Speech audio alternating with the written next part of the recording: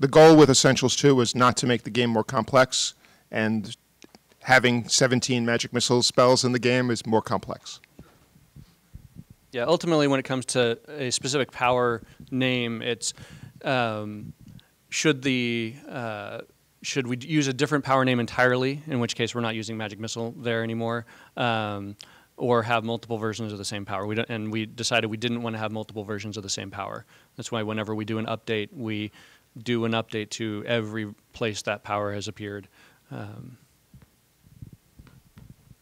long did it take from the point you decided to do something simpler for the newer player before you got to this point? How long is this development cycle for something like that? Because it's about a year.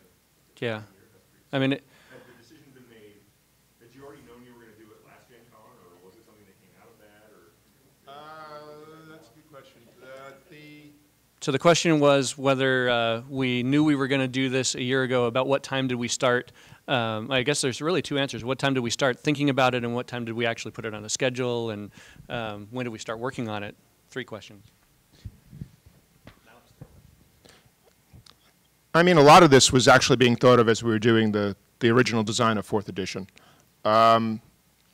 We put stuff out the way we thought was the right way, and we saw when we watched what was going on, and while we were happy with it, we also saw that we weren't quite where we wanted to be for, I think I mentioned this last year, our next stage was acquisition, right? Our first stage was introducing the new game, bringing people over from previous editions, and then we were going to get into acquisition of growing the marketplace.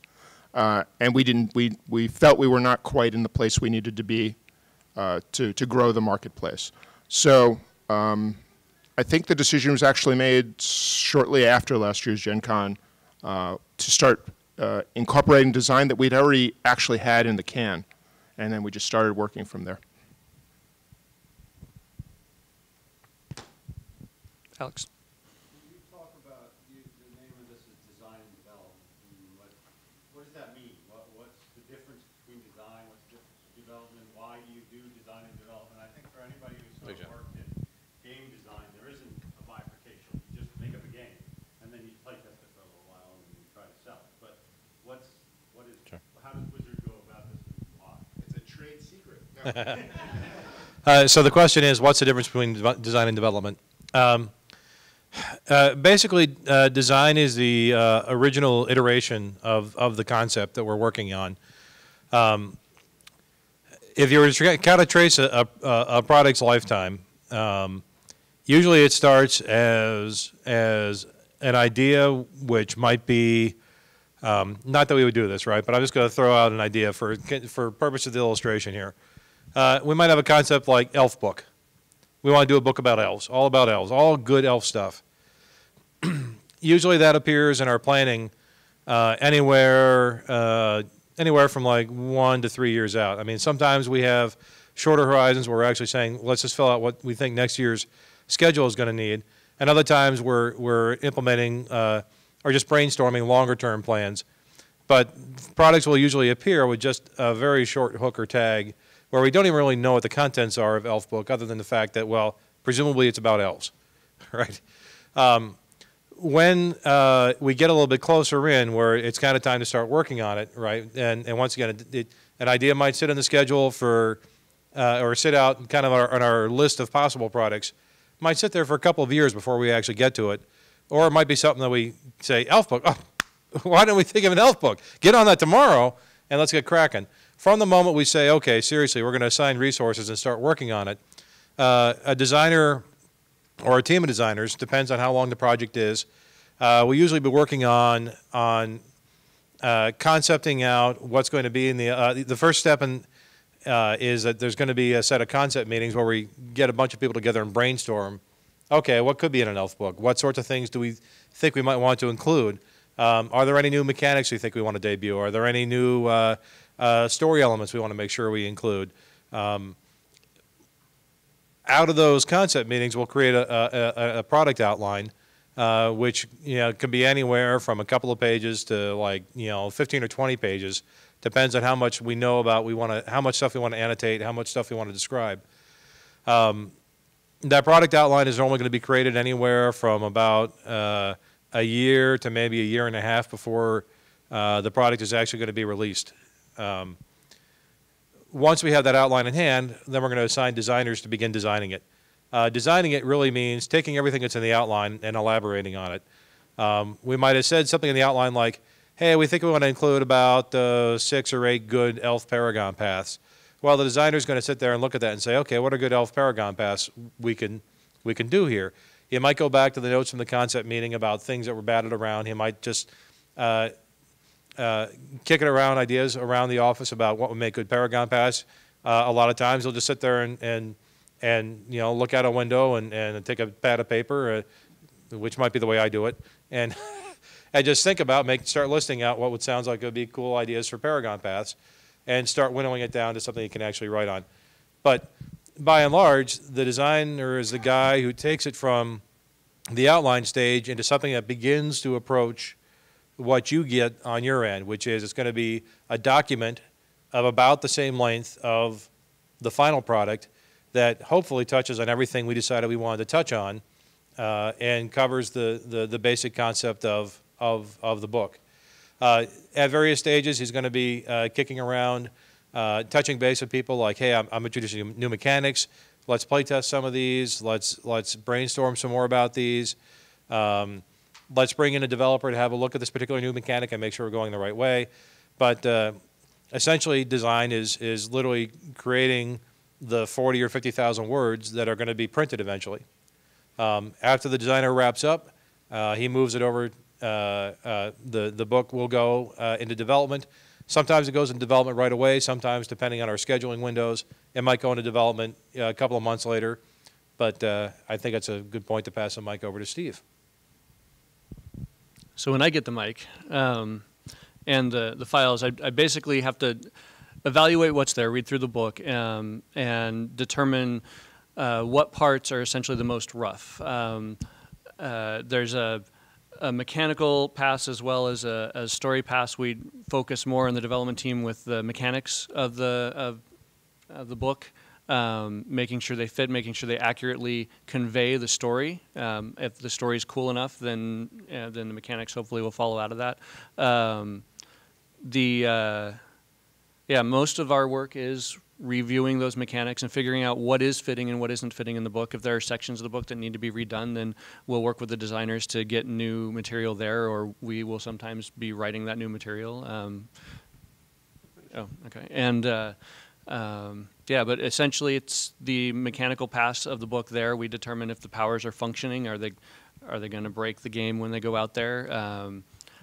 Or are they even interesting, right? Is it cool? Does it work? Those are the questions we ask in development and try to make the book as good as it can be before we get it off to the editors and get editing and managing editing and that sort of final pass. But even though it is a staged process where we have a design phase and then we move into a development phase, that really indicates the ownership of the book. We also have a lot of back and forth. I mentioned, like with the Dark Sun book, we had one of our developers working with the design team throughout most of that design stage in order to make sure that the mechanics were as solid as possible coming through. So when we started addressing it during the development phase, there were more ironing out the smaller wrinkles as opposed to perhaps overhauling the themes, for example. And I think that process works very well. One way to think about design is that that's the place where we think really far outside the box. We try to stretch the game in all directions. And then development is a refinement, and it puts it back in the box in some regards. Not all the way, but to make sure that we haven't gone too far. It moves the box a little bit, make sure we didn't go too far. And it's really it's an iterative process that makes every product we do better. And it just, one of the things I think is so wonderful about working on a team like we have at Wizards is that it's not one person by themselves coming up with a great idea. It's a team of people making a great idea even better. And that's what happens through design, development, and editing. At least in our opinion. Let's go in the back there. Right, yes. So my question, I'll try to make it as concise as possible. It seems like one of the major deviations, at least in my view as a consumer, from third edition to fourth edition is that third and 3.5 was what I'll call a large depth of material. I'm going to say a lot of material to the point where, and not to offend anybody, you get books that are flat books, I mean, power cube problems. You get a lot of stuff. And it seems, from my perspective, that fourth edition, you guys have done a really excellent job of vetting all of your material, really making sure you not duplicate powers, like you mentioned earlier already. And now with these new essentials products, the Gamma will kind of expand out to a little bit more of a breadth of a design product. Mhm. So I think that's really cool. And my question is, do you guys have a lot more good ideas coming up? Like more ways you're kind of expanding? So to sum up the question, first he loves everything we do, and then his question is, are we going to keep doing stuff that he loves?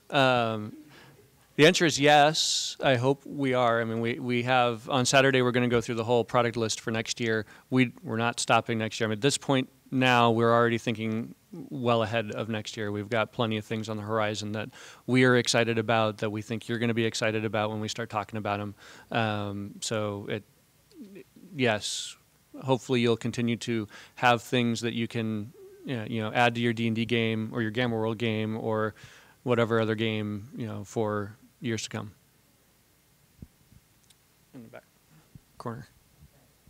My question is in regard to freelance writing for essentials rounded products. So let's say as a freelancer I want to write like those new like level list abilities for the mages or like the rogue trick and stuff like that. Mhm. Are essentials based like alternative classes, are they open for freelancers to add new material or run a third party publisher? Or is essentials a closed system? Or what's published, no more? So the question is, what ability do we have for freelancers to expand upon essentials classes? And you're talking about through a third-party open license kind of thing? Through DDI. I know that we will be coordinating some DDI content for the essentials classes and for all of our classes, right? We put new stuff out there for the wizard. The mage can still get it, right? That even though the essentials mage, the version of the build of the wizard that's in the essentials product says, pick one of these 2 or 3 powers at 5th level, or 2 of them, add them to your spellbook. That doesn't prevent him from going back to the player's handbook or to arcane power or to a DDI article that lists more 5th level powers for the mage or for the wizard to take them. He's taking wizard powers, and so he has the same amount of availability of those resources. So I mean it may be the case for the mage, for example, where he wants to take evocation powers or powers that do a specific thing that are charm powers or something. So maybe he doesn't take the one that's in arcane power because it doesn't have the right keyword, but there's still options available. We will be giving DDI article support for these classes, or for all our classes. So freelancers will get to use the stuff as soon as they start to see them. yeah. As for the open stuff,